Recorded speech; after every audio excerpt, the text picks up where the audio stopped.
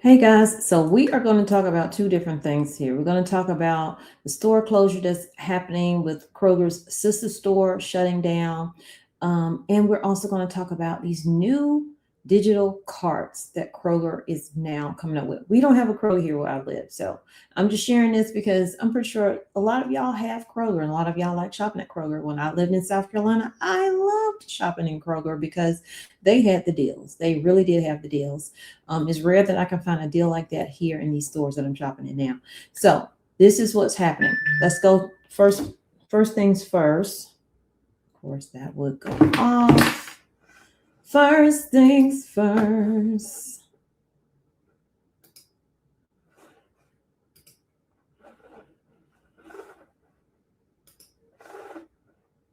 Okay. Let's go here. So Kroger's sister brands have closed at least 39 stores as a sweeping nationwide shakeup gathers place. Shoppers across U.S. states um, have seen outlets disappear under a wider plan to actually close around 60 underperforming locations by the end of 2026.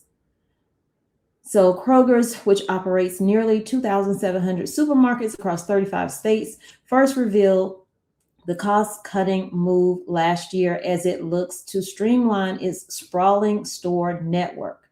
The closures, hold on, have hit at least 9 of the company's roughly 20 banners, including sister chains like Harris Teeter will be shutting down, Fred Meyer's, Fry's Food and Drug, King Soopers, Mariano's, Pick and Save, QFC, and Rouse. Those stores are the stores that are going to be shutting down.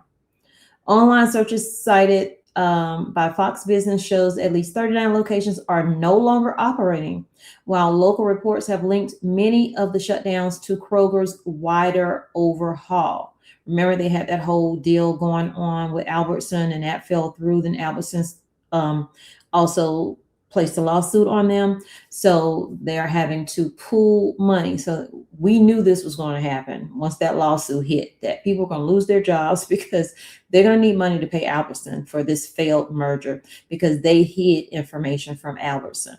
So the Cincinnati-based supermarket giant has not publicly released a complete list of the 60 stores. Of course, y'all, when they do, I will definitely try to get it to you. Kroger's previously said that the affected locations were failing to deliver sustainable results. Lies. Harris Teeter, one of the Kroger's major sister chains, has been among those hit by this shakeup. The banner operates around 260 stores across 8 states, with more than 150 of them in North Carolina. So now we're going to go over to, let's go over to TikTok, because these new shopping carts that they have out right now, hit or miss with a lot of people. A lot of people are excited about it, of course, because technology is new and exciting to younger crowds, but more seasoned people realize what that means. That means your information, more of it given to the stores. They know what you like. They know what you want to buy. They pretty much have a list for you before you even get there. A lot of people love that about shopping. I do not. I don't want somebody to think they know me as much as they think they know me.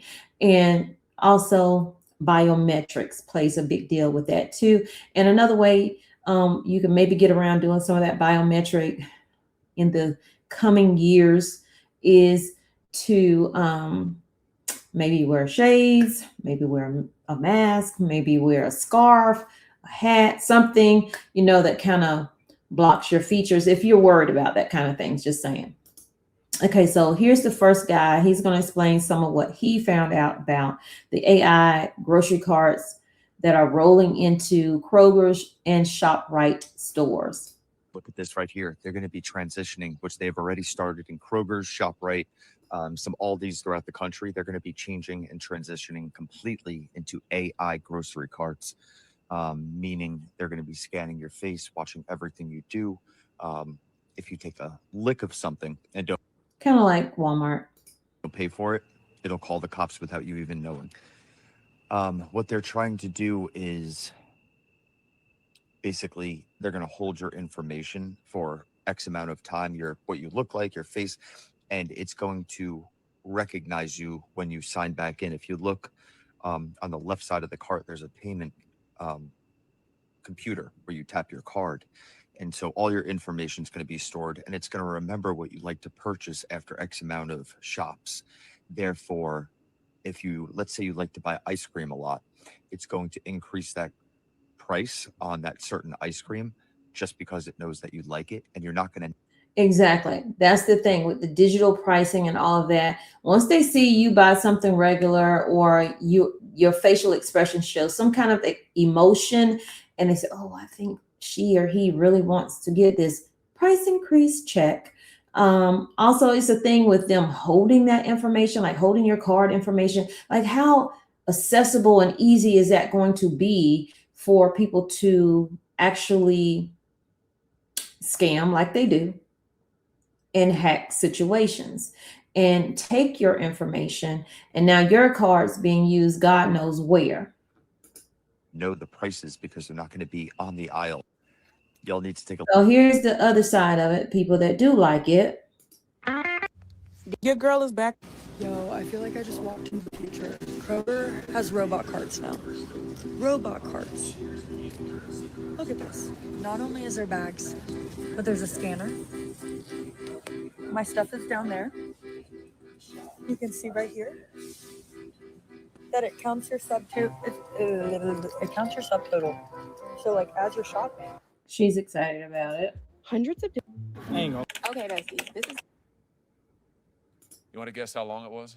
62 pages. 62 pages of personalized data on this one person based on his shopping history. Last year, Kroger earned over $500 million from selling the data that it harvests. There you go. This is what I'm talking about. From its loyal customers and giving it to other corporations. You know, that accounts for 33% of its net income last year. A third of its income came from selling the personal data of its own customers. Let me just say that again. Kroger made $500 million by tracking its customers in store and online and then selling that to other people. You want to guess how long it was? 62 pages. 62 pages of personalized data on this one person. And this is what I'm talking about, you guys. So let me know what you think about it, because that's the thing. When we offer up our information to these people, this is what they do. They'll have in the contract, sometimes they'll have, for you to check off, you don't want your information sold, but how do you know they're not actually selling it? And usually that's what they do. That's how they make money, more money. Like, they need more money. They're already robbing you blind when you step into the parking lot. And then into the store, because they're watching you from the parking lot. Oh, she ready to shop. Oh, he ready to shop. Then you get in there and it's like, cha-ching. And now they have your information that you have to, I guess, put into these carts or whatever. And they have even more money coming from you because they've now sold your information to God knows who, to do God knows what. And that's the thing. Only God knows. They're not going to tell us. They're not going to tell us. It doesn't matter how many times people talk about it in a general session or in, a senator's meeting or on the news. It doesn't matter. They're not going to tell you who they sold it to, because they probably got some kind of non-disclosure for it. So guys, I don't want to be on here long because I have to go to the store with my husband, but let me know what you think down in the comments. Okay. I didn't plan this video. I just saw this and I'm like, okay, let's talk about this, because we need to shop, because we need to buy things, but do we need to keep giving all of our information to these people? I know they don't take cash, but when the machines go down, they say, oh, well, we can only take cash. And then guess what? You don't have any cash because you're so brainwashed into gotta have a card, gotta swipe, gotta scan, gotta do all this other stuff. I just showed you what's going on with the banks. If you can keep some extra money on you, you might want to do that, because we are going to be hit with a huge cyber attack. It's going to be our power grid. It's going to be our banking system.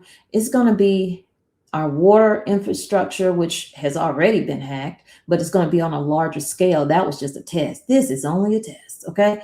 So these things are coming. So making sure you have, you know, food, backup power, water. It's about to get cold. It's literally going to be here in North Carolina next week in the low 60s. High is 85, 90, but low 60s.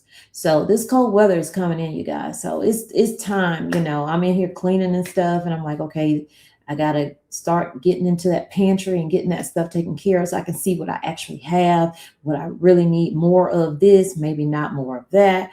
So now is the time. Just like the squirrels and the birds are getting themselves together. And I know we should not worry about tomorrow, because tomorrow will worry about itself, as the Bible says.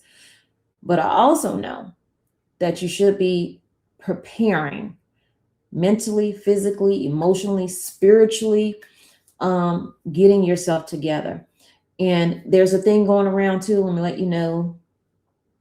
Some people, well-known people, are saying that the rapture is going to be September 22nd, 23rd. Y'all know. Y'all can put it in the comments. Y'all know what the Bible says on that. There's no day and no time. Now, mind you, we are to know the season. And the season is showing that we're getting really close to the end time, because we see the things that's happening. Okay. And, but there is no time. I hate when people do that, because it puts people in a panic, because people fall for that, and people are like, oh, I'm going to sell everything. I'm going to do this. I still don't understand that either. Selling everything and waiting for the end. Just live your life, because that's what's going to happen. People are going to be living their lives, doing what they do on a regular basis. And then there you go. So y'all take care. Stay prayed up. I love you, but God truly loves you more. He created only when you be the very best you can be. When you are, go out and spread God's love. Don't spread fear. This is not what my channel is about. I'm not trying to spread fear. I do want to keep you aware of the things that's going on as much as possible. And also, please go over and check out my other channel, Tommy's Outdoor Life.